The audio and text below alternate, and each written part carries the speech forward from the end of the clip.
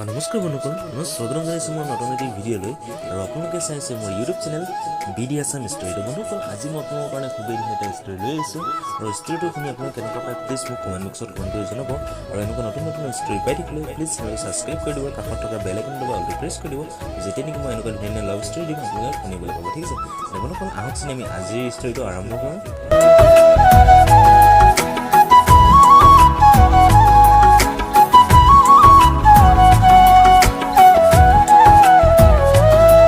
এবাৰ এক প্ৰেমিক প্ৰেমিকাই বিয়া পাতিব বুলি ঠিক কৰিলে। বিয়াৰ কিছু মাহ আগতে ল'ৰাটোৱে বিদেশত গুচি গ'ল আৰু তাৰ 3 বছৰ পিছতেই ছোৱালীজনীৰ এক্সিডেণ্ট হ'ল আৰু ছোৱালীজনীৰ চেহেৰা একেবাৰে নষ্ট হৈ গ'ল।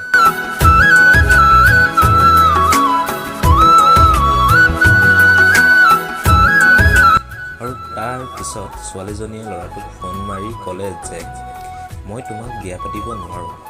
ল'ৰাজনে ক'লে কিয়? তেতিয়া ছোৱালীজনীয়ে ক'লে মোৰ এক্সিডেণ্ট হৈছে আৰু চেহেৰা নষ্ট হৈ গৈছে, মই গোটেই জীৱন এনেকুৱা সুখীত থাকিব যাম। তুমি তোমাৰ বাবে সুন্দৰী কোনো ছোৱালী এজনী বিচাৰি উলিওৱা, কাৰণ মই তোমাৰ যোগ্যতা নহয়। ইয়াৰ পিছত সি তেওঁৰ প্ৰেমিকৰ পৰা উত্তৰ পালে, যিয়ে নহওক মোৰ নিজৰো এটা সমস্যা হৈছে, সেই গতিকে মই দেশত উভতি আহি আছোঁ।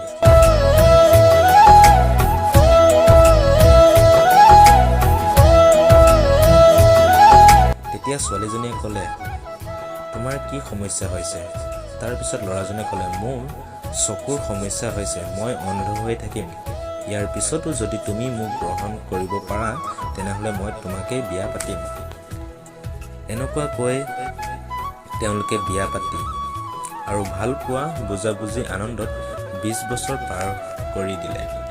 ছোৱালীজনীয়ে অন্ধ স্বামীৰ চকু আলো পোহৰ আৰু পথ প্ৰদৰ্শক হৈ থাকে।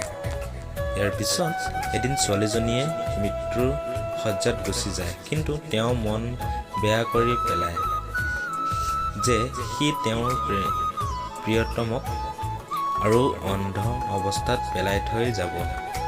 শেষ পৰ্যন্ত ছোৱালীজনীয়ে মৃত্যুক সাৱটি ল'লে। সেইদিনা তেওঁৰ স্বামীয়ে চকু মেলি সকলোকে আচৰিত কৰি দিলে।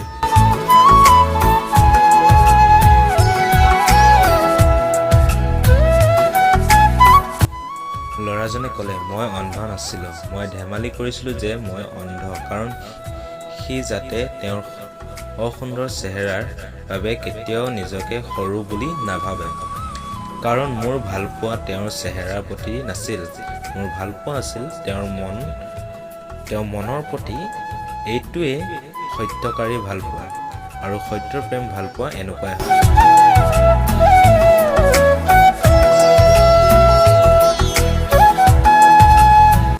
বন্ধুসকল, ষ্টৰীটো ইমান আছিল। শুনি আপোনালোকে কেনেকুৱা পাইছে মোক প্লিজ কমেণ্ট বক্সত কমেণ্ট কৰি জনাব আৰু ভিডিঅ'টো প্লিজ এটা লাইক কৰি দিব আৰু যিমান পাৰে ভিডিঅ'টো শ্বেয়াৰ কৰিব আৰু এনেকুৱা নতুন নতুন ষ্টৰী শুনি থাকিবলৈ প্লিজ চেনেলটো ছাবস্ক্ৰাইব কৰিব আৰু কাষত থকা বেল আইকনটো অলটো প্ৰেছ কৰিব। বন্ধুসকল, আজিলৈ ইমানেই।